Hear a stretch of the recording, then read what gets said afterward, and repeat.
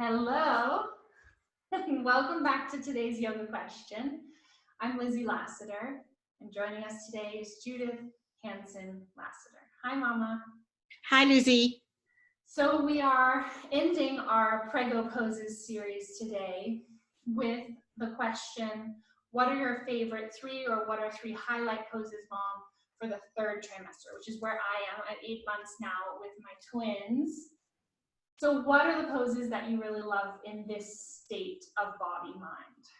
Well, I really like squatting, either at the wall or in the center. You want to show us some squatting?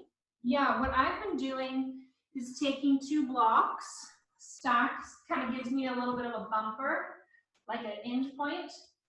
And then I'll just spread my feet, turn my toes out. And I like to And make sure your knees move over your feet. Yeah, and then I squat down and I come up. And I either use my hands, like I'm showing now, or what I've been doing recently is kind of a little bit of a flow with the arms. So I'll come like this and then down. I also think you should stay there a while. Could you do that with your back against the wall and sit on the blocks and just stay there for a while to show them? Yeah, or yeah, I could. I don't want to move my. Well, you could. There's space to the side of those. Okay. Because I don't want you just doing that because I know it can be a little hard on the knees. But if you can just squat, and put your whole back against the wall, lean back, and then just sit that way. And then maybe take out one block. Okay. See how that goes? Yeah, because this opens the pelvic floor. Yeah. And squatting is a traditional birthing position. Mm-hmm. How does that feel to you? It feels great. It feels really actually relaxing. And I've also been enjoying doing just a little bit of twisting here. What do you think of that? I'm not wild about it, but if you move your pelvis first a little bit, I think is okay. Don't hold your pelvis still at all when you twist, ever. Okay. All right. All right. So let's do now supported Upavista Konasana with a chair. All right. This is another opening. You're at the opening stage. Yes. And this pose, this is honestly, I have been doing this pose every single day recently. This is my absolute. Can you turn to the side though so we can see it better? Mm-hmm. Delicious, delicious pose. This is an ultimate archetypal feminine, deep lunar, introspective, yin energy. Right. Now, it's very, very, very, did I say very, important that your pelvis must tip. Mm-hmm. If it doesn't, you need more blankets under your pelvis. So move the chair a tiny bit away from you. Yeah, I probably won't. When she bends forward, I want you all to note the line of her sacrum, right where the last few inches of her shirt shows you that it's tilted past 90 degrees. And then, you know what? I still think the chair should be away so the xiphoid is more open. Right at the base of her breastbone. Can you drop a little bit there? Yeah.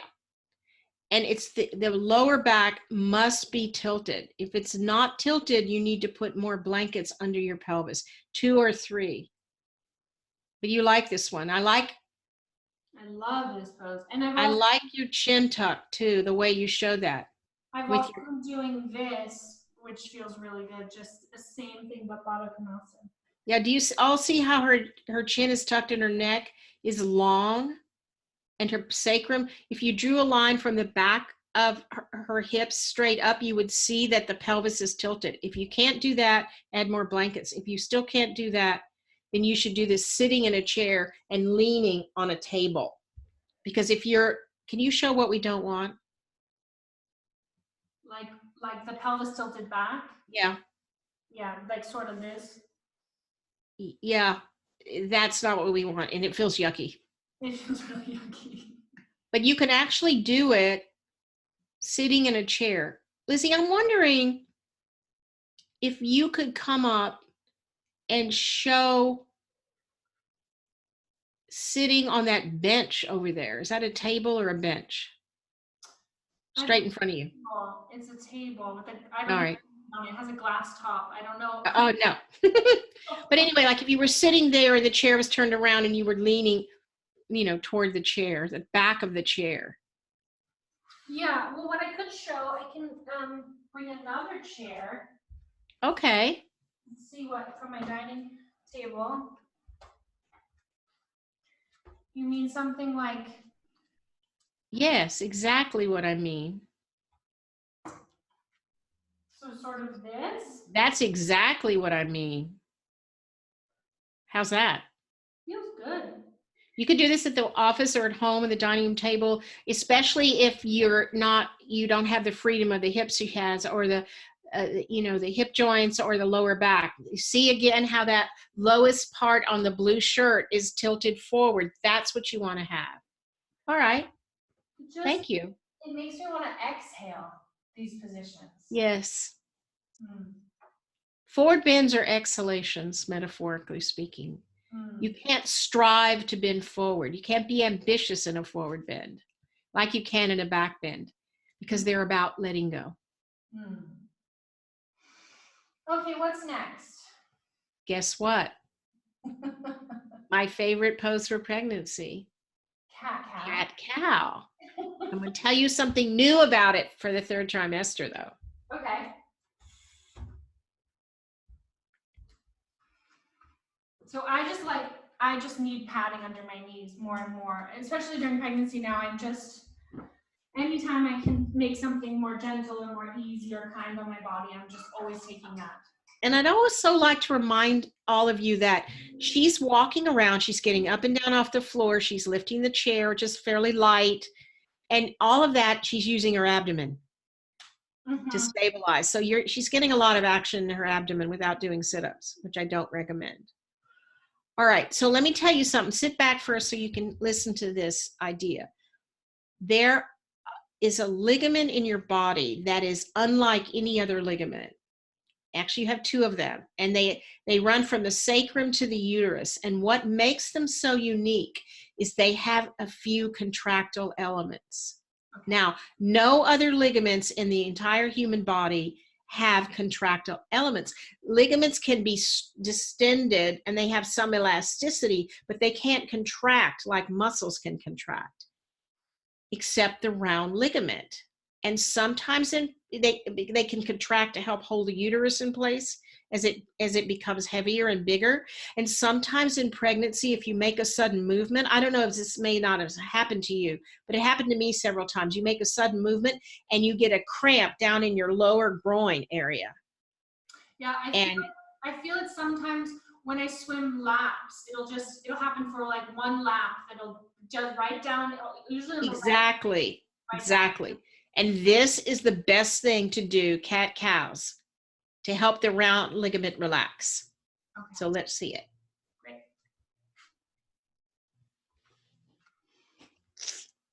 All right.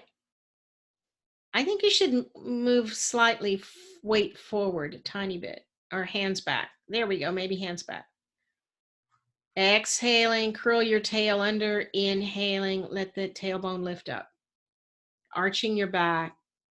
Yeah, moving your shoulder blades down the side of your body, exhaling. This is lovely. This will help round ligament cramps in 3rd trimester. All right, Lizzie. So before we show our Shavasana, I have been extremely lucky thus far in my pregnancy that I have not had a lot of sacroiliac pain. Do you have any guess what? But that is one of the most common complaints in pregnancy, in terms of body discomfort. So what is it that maybe one idea you could share about keeping our sacroiliacs happy during pregnancy, or how we can actively make them unhappy? What can you say? All right. The sacroiliac joint is in the back of your body where your the back of your pelvis. You can put your hand there behind you with your finger, or your right hand with your fingers pointing down, right? Now her fingers on the coccyx bone and her hand is on the curved bone of the sacrum. And right on the sides where the sacrum joins with the pelvis, the ligaments are all relaxed. You can do the two thumbs now if you want. The ligaments around that, holding the sacrum and the pelvis together, are really loose during pregnancy. And you probably have overstretched them. By the way, most people have done twisting in yoga. By keeping the pelvis stationary, you overstretch the sacroiliac ligaments. So one of the things you can do, whatever movements you make in pregnancy, initiate from the pelvis. Like, let's say you're going to lean to the side to get up. Yeah. Move from your pelvis. Always move from your pelvis. Don't keep your pelvis back. Don't separate your sacrum and your pelvis. They all move together. Yeah. And that's what you've got, those good habits. So your sacroiliac is in a pretty good shape. But this pose, cat-cow, will help you a lot. And here's something else you might try. Can you get back down on your hands and knees? Yeah. Most people, if they have a pain, it's usually on the left side because we're right-handed. So we lean forward with our right hand and our left pelvis goes back. So you might try this and see how it feels. Take your left knee just a tiny bit in front of your right. Okay. Yeah, maybe a little bit less than that. There we go. Now do cat-cow. That brings your left pelvis forward. Most people who have this problem, it's most common to have the left ilium back because we drive and we push with our right foot. At least where I live, we do that. So how does that feel? It doesn't, yeah, I can see how it could be therapeutic. I don't want to do too much of it because because you don't have that. And you probably should have a PT or someone look at your back first before you make that correction, because it could be that you have the other side back. So it's not telling everyone this is what to do, but to explain the principle that most people who have sacroiliac joint pain, basic, simple, common, run-of-the-mill, it's the left ilium is back. So just to show you that asymmetry can be an important therapeutic application to asana movement, but check with your osteopath or your chiropractor, your body worker, and make sure that that works for you. But I've just found people doing standard forward bends, they sometimes put the left foot forward so the left pelvis comes what is now for them a normal amount forward that matches the right pelvis, and it's really, really helpful. So I thought I'd put that out to you, and I'm trusting you to make sure you get expert input before you do it. So good. Okay, so I'm going to stand back up. And then we can do Shavasana. Shavasana is coming. I've noticed, especially in the last month or so, when I get up from the floor, I'm getting up like a little kid, like a toddler. It gives me toddler empathy. All right, this is what I suggest. What is the version of Shavasana you want to share for the third trimester mom? Absolutely sideline, because this doesn't cause vena cava syndrome. It doesn't put the weight on that blood vessel at the back of the body, and it's really good laboring position, and it can be later a good nursing position, and you can get some rest while you nurse the baby. All right. So wait, what I'm going to do is pause the video for a moment and assemble my props, and then I'll unpause and mom can talk us through the setup. Okay? Yes. Okay, I'll be right back. All right, we're back. YouTube magic. I've assembled all of my props. So what I put down here is actually a meditation cushion that I love. It's just extra padding. You could do it with blankets. But I use that to pad between my hip and my shoulder here. Yes, like you use a pad when you go camping and you're going to lie on your side. And doctors recommend that you lie on your left side. So she's showing it because of the vena cava, where that vein in the back body runs, and they recommend it. It's also supposedly Ayurveda believes it's really, or teaches that it's really better for digestion. So if you have nausea early in your pregnancy, try side lying on your left. We'll only do it on the left. All right. So we prop between the knees and the ankles, and you're going to curl up that end of it so that foot is lifted as high as the knee. Curl this under. As many blankets as you want, yeah. And then you lie on your side. Before I lie down, I'm going to show, I've been using this ball. It's a yoga tune-up ball, kind of half deflated. And what I do is I put it here underneath me. I even sleep with it sometimes. It supports the top part of my belly that begins to hang down. Or you could also do this with a pillow from your couch. A hand towel, you know, this size towel, like bigger than a face towel, bigger, just for your, yeah, you can put that under the side, this, especially at the end of pregnancy. Now, she's got a bolster propped up with a block so that her arm can go underneath it, without the weight of the bolster lying on the arm, because that doesn't feel good. And then she's got pillows. And tuck your chin, Lizzie. Yeah. And then what about the blanket on the back? I'm so warm right now, but I always have it here in case I want to kind of. And so you can really see this. And I have my latest book is Restore and Rebalance. And this setup, which is there, it's on page 114 in that book. But I'm telling you, this is absolute bliss. So you can see she's got her knee almost as high as her hip. She could even support it higher. And then the foot is the same as the knee. And she's one thing I want to show in a minute when you come out, Lizzie, is the placement of the underside arm. But you can see the camera just shows a little bit of her arm coming out from underneath the bolster, and her head. I really want you, when you all set up this way, don't let your head hang down. Your head should be lifted up. You could even lift your head, Liz, a little bit more with more padding under there. There you go. So the top of her head points up, and she's covering her eyes, and she's going to stay for how long? Ever. 20 minutes at least. All right, slowly sit up for us. Reluctantly. I know. So take off your eye thing. Now, if you could move the bolster completely out of the way, I'd like for you to show when you lie down how you bring your shoulder blade of your bottom arm forward. Could you show that? Yeah. First, bring it back. How some people, you don't want to lie right on the point of the shoulders, like she's lying right now, because that would be uncomfortable. So what she's going to do is release her shoulder blade toward the camera and lie more on her. If you can see me, I'll show you on me back here, almost lying on the shoulder blade, not on the humerus bone, not on, move back, not right here on my top of my arm bone, but back here. That's where she's lying, and that will make it more comfortable.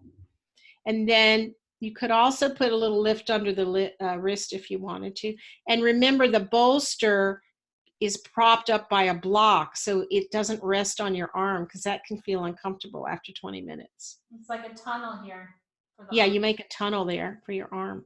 And then put just a little prop under your wrist, like one of those big eye bags or a blanket folded under your wrist. And take as much. This pillow, I just use this little pillow from. Yeah, we can't see it as well when it's on the floor. So yeah, now we see it. We see it, that your wrist is on there, and then the bolster goes on top. So thank you, Liz. Oh, it's just such a hard job. It was really a hard job. All right, let me stand up and come say goodbye. So you can use that every day for 20 minutes, third trimester, or any time during pregnancy, or any time during your life. But it's also can be a good laboring position. Mm-hmm. Experiment with a position similar to that. Usually where you're giving birth in birth centers or wherever, they have lots of blankets that can help you prop up. Yeah, and that's really you look so relaxed, even from just that. That's basically how I'm sleeping now, is that. A version of that. So yes, it's lovely. All my pillows. All right, we can find you on the internet, Mom. I want to tell people at www.judith.yoga.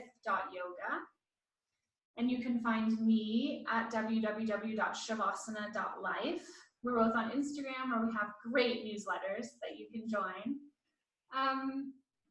Mama, thank you so much. I love you, Lizzie Lasater. Love you too. Namaste to all of you. Bye.